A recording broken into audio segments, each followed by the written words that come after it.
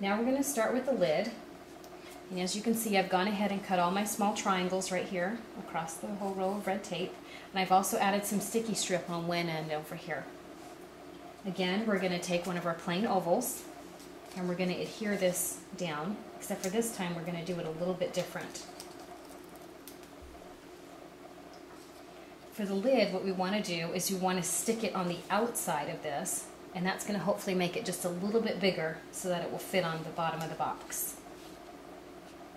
Okay, I'm going to go ahead and start sticking these down.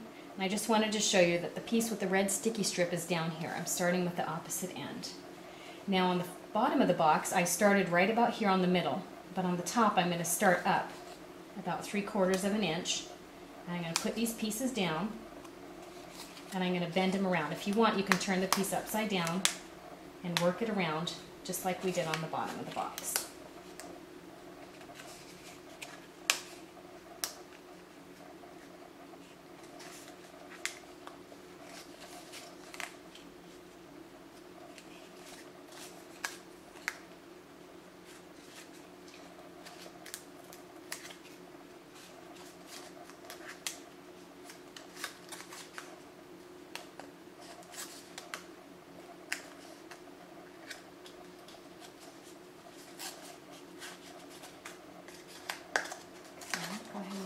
You can turn it upside down and press to make sure you get all those little triangles stuck down.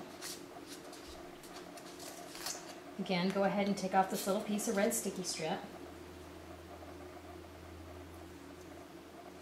and put these two pieces together.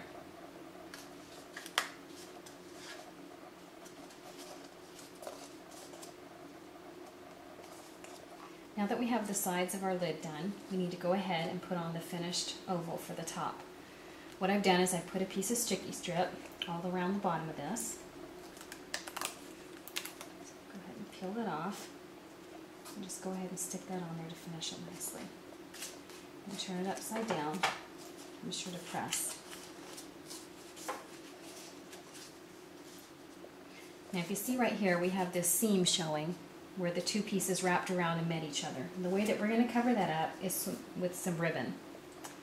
I've taken my 12-inch piece of ribbon and I've added a little bit of sticky strip right here.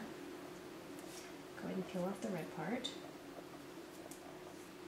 And we're going to reach down inside the box and adhere it inside here. And just what you're going to do is make sure that when it wraps up and around the box that it's going to cover that seam like that. And I have a second piece just like that that we're going to put on the other side. Once you have both of your pieces of ribbon in, you're going to go ahead and flip it over and tie this in a bow.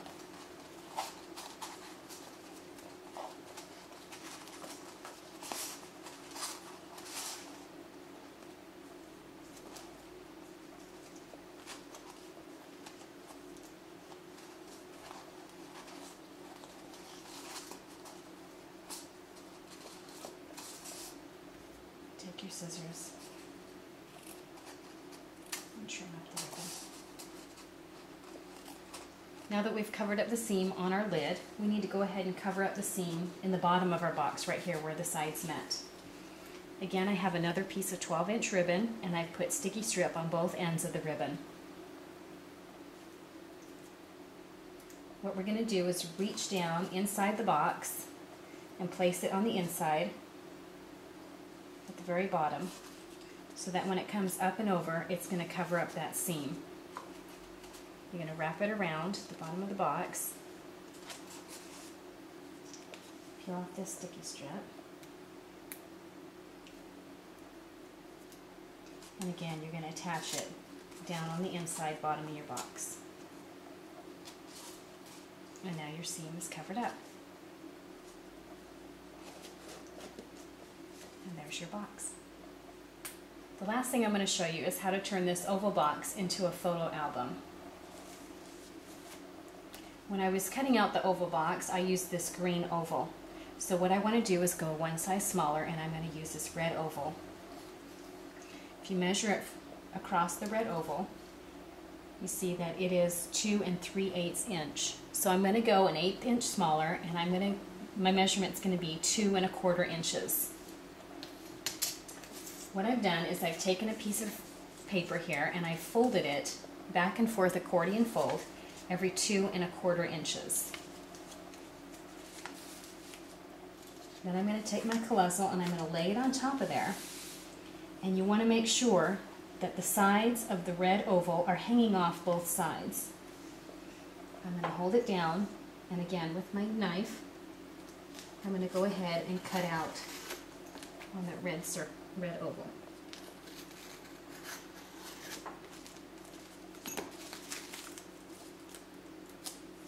What this does is it's going to give you a long string of ovals that are attached together.